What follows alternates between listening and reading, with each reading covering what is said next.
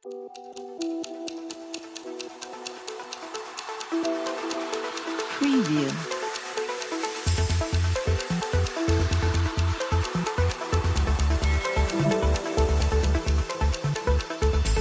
Preview. बिस्मिल्लाहिर्रहमानिर्रहीम। अस्सलामु अलैकुम वरहमतुल्लाहि वबरकातुहू। औकात टीवी में अब्दुल जब्बार अंसारी आपकी खिदमत में हाजिर है। आज हम 3 मौज़ूआत पे गुफ्तगू करेंगे।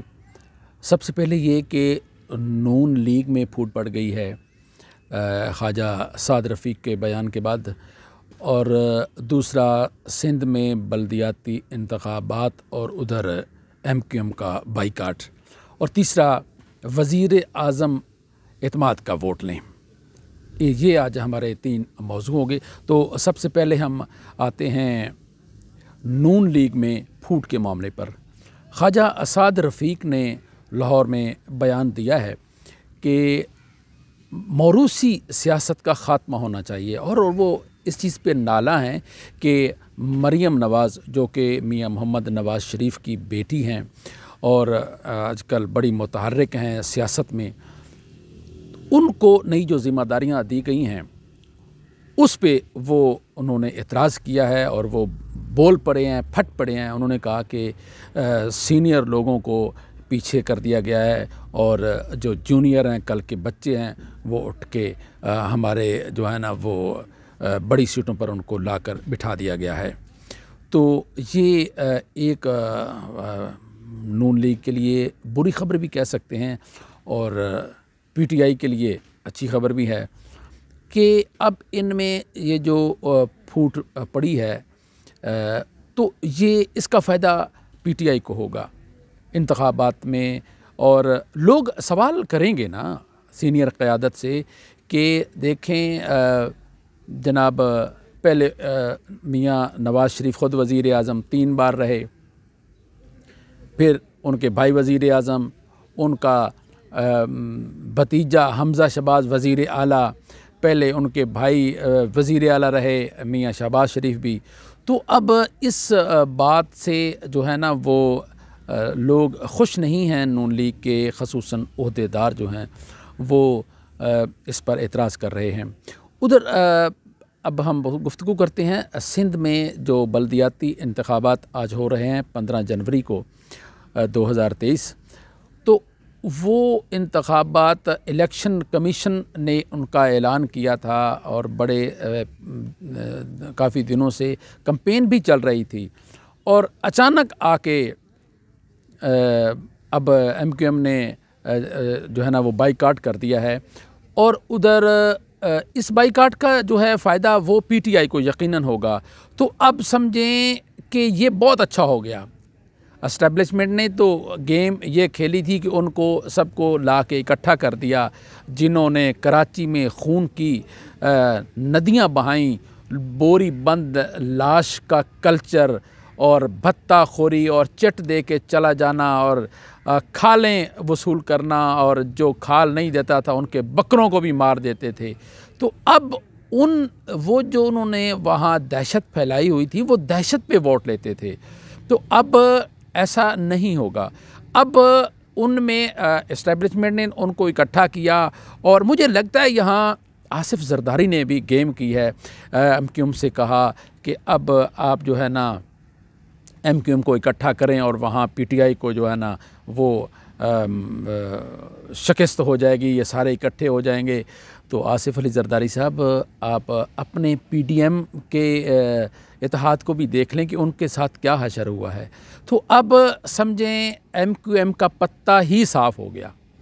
क्यों? यहाँ अब हुकूमत जो है ना वो बन जाएगी, बल्दियाती इंतखाबात के नतीजे में नुमाइंदे ज़्यादातर जीत जाएंगे PTI के, जो लग रहा है, ऐसा गुमान है, और या कुछ पीपल्स पार्टी के आ जाएंगे, जमात इस्लामी के आ जाएंगे। तो मुझे नहीं लगता कि जमात इस्लामी जो है वो अपना मेयर बनाने में वहाँ कामयाब होगी।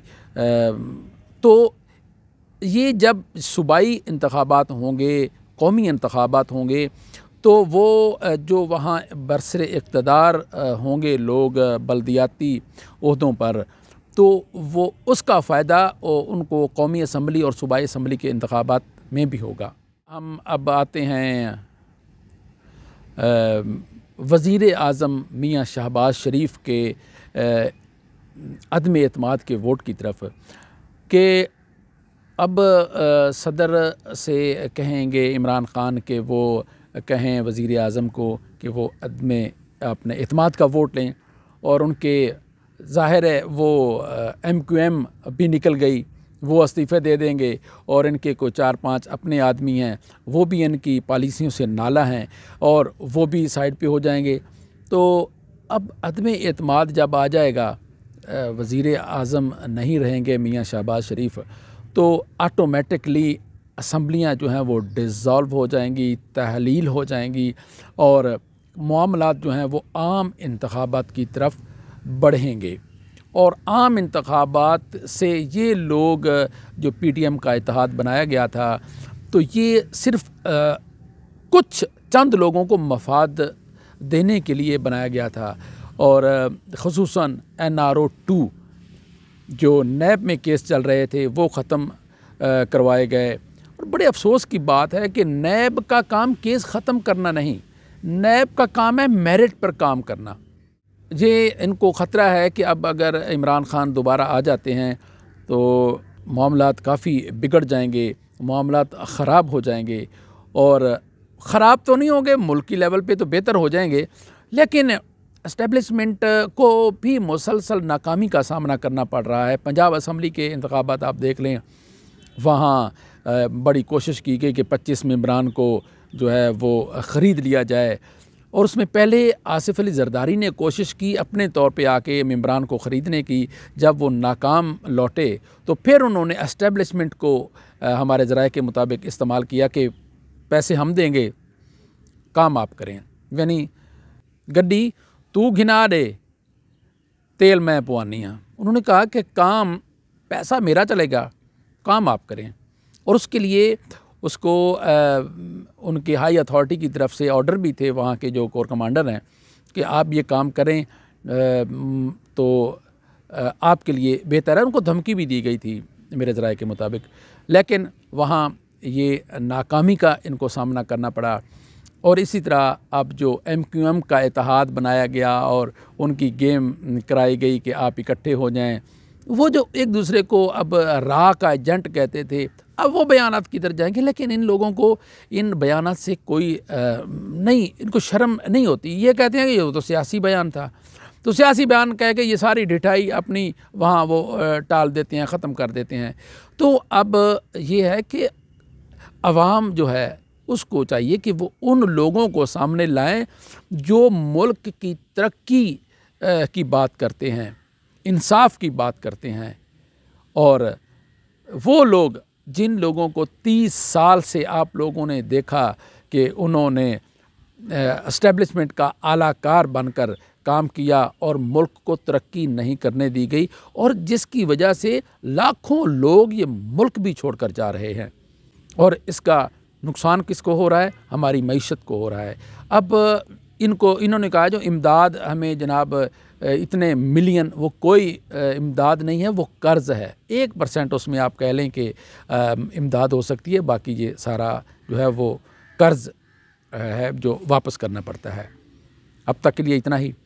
अब्दुल जब्बार अंसारी को इजाज़त दीजिए। अल्लाह हाफिज़।